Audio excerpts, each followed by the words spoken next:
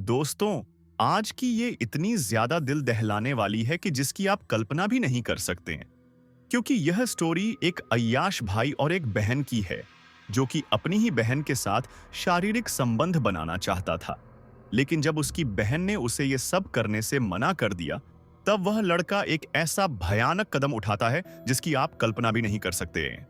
तो चलिए, आज की इस पोस्ट में जानते हैं कि आखिरकार क्या हुआ था उस लड़की के साथ। तो नमस्कार दोस्तों, मैं हूं ओम प्रकाश। कहानी शुरू करने से पहले हमारे YouTube चैनल को सब्सक्राइब जरूर करें। चलिए, आज की कहानी शुरू करते हैं। दोस्तों, आपको ये पूरी स्टोरी समझने के लिए जाना होगा साल 2023 के अंदर। दोस्तों, साल 2023 में 27 वर्षीय दीपिका कर्नाटक के पांडवापुरा तालुका के माणिक्यहल्ली गांव में अपने पति और अपने 5 वर्षीय बैंट के साथ रहा करती थी। दोस्तों, दीपिका दिखने में बहुत ही ज्यादा खूबसूरत थी। उसे देखकर ये नहीं बोला जा सकता था कि दीपिका एक बच्चे की मां भी है। दीपिका एक गृहिणी थी। इसके साथ ही वह कर्नाटक की मांड्या की एक स्कूल में बच्चों को पढ़ाने का भी काम किया करती थी। हालांकि दोस्तों, जब सब कुछ बिल्कुल सही चल ही रहा था, तभी दीपिका की जिंदगी में एक शख्स की एंट्री होती है। दोस्तों, जब दीपिका की जिंदगी में सब कुछ बिल्कुल सही चल ही रहा था कि तभी दीपिका की मुलाकात एक दिन दीपिका के ही गांव में रहने वाले नीतीश नाम की एक लड़के से इंस्टाग्राम पर होती है। और दोस्तों, दोनों की बातचीत होने लगती है। पहले दोनों दोस्त बनते हैं और फिर नीतीश दीपिका से बहुत ज्यादा प्यार करने लगता है। हालांकि दीपिका के मन में ऐसा कुछ भी नहीं था। दीपिका नीतीश को अपना दोस्त समझती थी और दोस्त से ज्यादा वह उसे अपना भाई समझती थी और उसे भाई ही भी बुलाया करती थी। और दोस्तों, नीतीश भी दीपिका को दुनिया वालों के सामने तो बहन बुलाया करता था। लेकिन उसके मन में दीपिका को लेकर अलग ही भावना थी। और दोस्तों, समय के साथ दोनों की नजदीकियां बढ़ी, जिससे कि एक दिन नीतीश ने दीपिका को अपने मन की बात बता दी और उसे दोस्ती करने के लिए कहा। और दोस्तों, यह बात सुनकर दीपिका भी अपने आप को नहीं रोक पाई और वह भी उससे दोस्ती कर बैठी। और दोस्तों, धीरे धीरे उनकी यही दोस्ती बढ़ने लगी और समय के साथ उनकी नजदीकियां काफी ज्यादा बढ़ने लगी। और दोनों अब दुनिया वालों के सामने भाई बहन का रिश्ता रखे हुए थे। लेकिन अंदर से दोनों एक दूसरे से प्यार किया करते थे।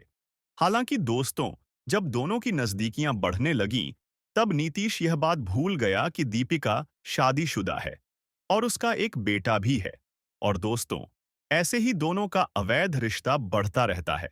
लेकिन वो कहते हैं ना, ऐसे रिश्ते ज्यादा दिनों तक कहाँ चल पाते हैं। इसीलिए दोस्तों, जब सब कुछ बिल्कुल सही चल ही रहा था, तभी एक दिन दीपिका के घर वालों को दीपिका और नीतीश के रिश्ते के बारे में पता चल जाता है। तब उन्होंने दीपिका को नीतीश से दूरी बनाए रखने के लिए कहा। और यहां तक कि दीपिका के पति ने तो नीतीश को चेतावनी भी दे दी कि अगर वह दोबारा दीपिका के पास दिखाई देगा, तो वह उसकी जान ले लेगा।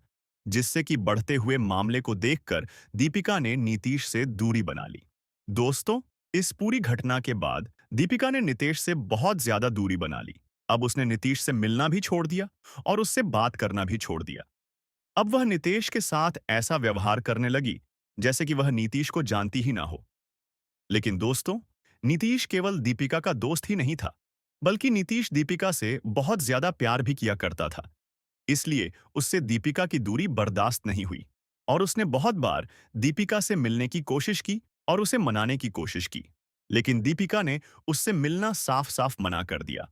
और दोस्तों, ऐसे ही करीबन 10 से 15 दोनों का समय गुजरता है और करीब 10 से 15 दिनों के बाद वह दीपिका से मिलने का एक प्लान बनाता है। दोस्तों, जब दीपिका ने नीतीश से बहुत ज्यादा दूरी बना ली और उसने नीतीश से मिलना भी पूरी तरह से बंद कर दिया, तब नीतीश एक बहाने से दीपिका को लास्ट बार मिलने के लिए बुलाता है। वह दीपिका को बोलता है कि आज मेरा जन्मदिन है, इसीलिए तुम प्लीज एक बार मुझसे मिलने के लिए आ जाओ।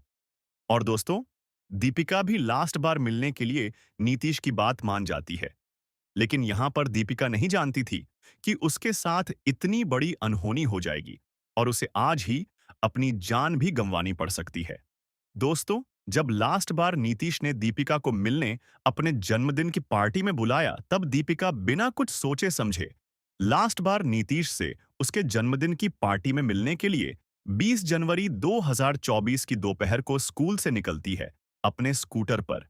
लेकिन दोस्तों, दीपिका नीतीश से मिलने के लिए तो जाती है, लेकिन उस दिन शाम तक भी वह अपने घर पर नहीं पहुंचती है, जिससे कि घर वालों को दीपिका की काफी ज्यादा चिंता होने लगती है और वह इधर-उधर दीपिका को ढूंढने लगते हैं।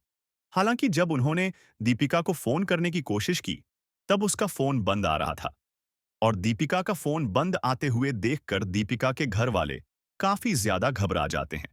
दोस्तों, जब दीपिका का फोन स्विच ऑफ आ रहा था, तब उसके घर वालों को दीपिका की काफी ज्यादा फिक्र होने लगी। इसीलिए दीपिका के घर वालों ने देर ना करते हुए तुरंत पास के ही एक पुलिस स्टेशन में दीपिका के गुमशुदा होने की रिपोर्ट लिखवाई है और पुलिस भी दीपिका की फोन की लोकेशन ट्रेस करती है और दीपिका को ढूंढने में लग जाती है।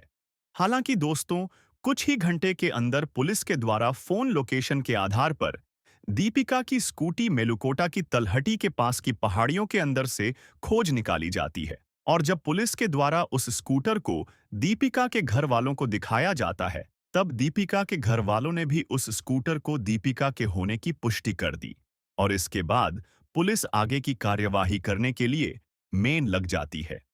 दोस्तों, जब पुलिस इस पूरे मामले की छानबीन कर ही रही थी कि तभी पुलिस के सामने एक वायरल वीडियो आता है, जो कि एड़ी के पर्यटकों के द्वारा रिकॉर्ड किया गया था, जिसमें पहाड़ी की चोटी पर एक युवक और युवती की हाथापाई चल रही थी और वीडियो में वह शख्स उस महिला पर हाथ भी उठा रहा था, फिर उसकी बड़ी ही बेरहमी से हत्या कर देता है। और दोस्तों, जब पुलिस ने यह वीडियो देखा तो पुलिस तुरंत मौका ए वारदात पर पहुंचती और जब पुलिस ने मेलुकोटा के तलहटी के आसपास के इलाके की छानबीन की, तो पुलिस को वहां पर एक ऐसी चीज मिली जिसकी आप कल्पना भी नहीं कर सकते हैं। दोस्तों, जब पुलिस उसे पूरे इलाके की छानबीन कर ही रही थी कि तभी पुलिस को वहां पर पहाड़ी के नीचे एक लड़की की लाश दफन हुई मिली। जब पुलिस ने उस लाश को निकाला, तब पुलिस ने पाया कि इस लाश की पहचान नहीं हो सकती है, क्योंकि इस लाश का चेहरा किसी बड़े पत्थर से कुचला गया है। और जब पुलिस ने उस लाश का पोस्टमार्टम करवाया तो इस लाश की पुष्टि दीपिका के रूप में हुई और पोस्टमार्टम में यह बात भी साफ हुई कि इस महिला का पहले शारीरिक बलात्कार किया गया है, फिर इसकी बड़ी ही बेरहमी से हत्या की गई है और इसकी पहचान छुपाने के लिए इसके चेहरे को एक बड़े पत्थर से कुचला गया है। दोस्तों, अब पुलिस भी इस केस को हत्या का मान चुकी थी और इस केस की अब पुलिस गहराई से छानबीन करने लग जाती है। लेकिन यहां पर दोस्तों, पुलिस के लिए एक बहुत बड़ा टास्क आने वाला था। दोस्तों, दीपिका की लाश पुलिस को मिलने के बाद दीपिका के परिवार वालों ने पुलिस पर बहुत ही गंभीर आरोप लगाए। दीपिका के परिवार वालों का बोलना था कि पुलिस ने जब दीपिका का स्कूटर इस घटना स्थल से ढूंढ लिया था, तब पुलिस ने आगे दीपिका को ढूंढने की कार्यवाही क्यों नहीं कि अगर उस समय पुलिस आसपास के इलाके की गहराई से छानबीन करती, तो शायद उसी समय ही हमें दीपिका जीवित मिल जाती। और दीपिका के परिवार वालों का यह भी बोलना था कि दीपिका की लाश का पता हमने लगाया है ना कि पुलिस ने, और लाश मिलने के बाद हमने पुलिस को जानकारी दी है। दोस्तों, इस पूरे मामले को बढ़ता हुआ देखकर पुलिस इस पूरे मामले की बहुत ही बारीकी से छानबीन करने लगी और एक बार फिर से दीपिका के घर वालों से पूछताछ करने लगी। तब दीपिका के घर वालों ने नीतीश पर शक जताया, जो कि उनके ही गांव का रहने वाला था और पुलिस के सामने उन्होंने नीतीश और दीपिका के रिश्ते के बारे में भी पूरी सच्चाई रख दी। और दोस्तों, जब पुलिस नीतीश को उसके घर से पकड़ने के लिए गई, तब वह मौके से फरार था। इसीलिए अब पुलिस का शक यकीन में बदल चुका था कि यह पूरा हत्याकांड नीतीश ने ही किया है। इसलिए अब पुलिस नीतीश को ढूंढने में लग जाती है और पुलिस के द्वारा महज 24 घंटे की अंदर ही विजयनगर के जिला मुख्यालय हॉस्पेट में से नीतीश को गिरफ्तार कर लिया जाता है। दोस्तों, जब पुलिस के द्वारा नीतीश से अपने हिसाब से पूछताछ की गई, तब उसने अपना सारा अपराध कबूल कर लिया और उसने बताया कि वह दीपिका से बहुत ज्यादा प्यार किया करता था और उसने दीपिका को बहुत बार उसकी जिंदगी में दोबारा आने के लिए बोला था। लेकिन दीपिका ने उसकी जिंदगी में दोबारा आने से साफ-साफ मना कर दिया। लेकिन मैं दीपिका से 1 मिनट की भी दूरी बर्दाश्त नहीं कर सकता था। इसीलिए मैंने गुस्से में आकर दीपिका के सर पर एक पत्थर से हमला कर दिया, जिससे कि दीपिका गंभीर रूप से घायल हो गई। फिर मैंने उसका जबरदस्ती शारीरिक बलात्कार किया। फिर उसकी बड़ी ही बेरहमी से हत्या कर दी। फिर एक बड़े पत्थर से उसका चेहरा कुचल दिया, ताकि उसकी कोई पहचान ना कर पाए।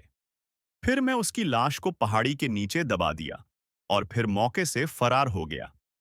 लेकिन मुझे यह सब करते हुए वहां के कुछ पर्यटकों ने देख लिया, जिन्होंने मेरा चुपके से वीडियो रिकॉर्ड कर लिया, और इस वीडियो के चलते आपने मुझे पकड़ लिया।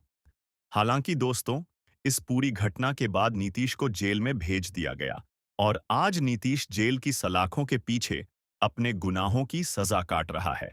खैर, दोस्तों, आपका इस पूरी स्टोरी के बारे में क्या बोलना है? नीचे कमेंट सेक्शन में जरूर बताना। दोस्तों, हमारा उद्देश्य यह है कि लोग इन घटनाओं से सीखें और गलत रास्तों पर चलने से बचें।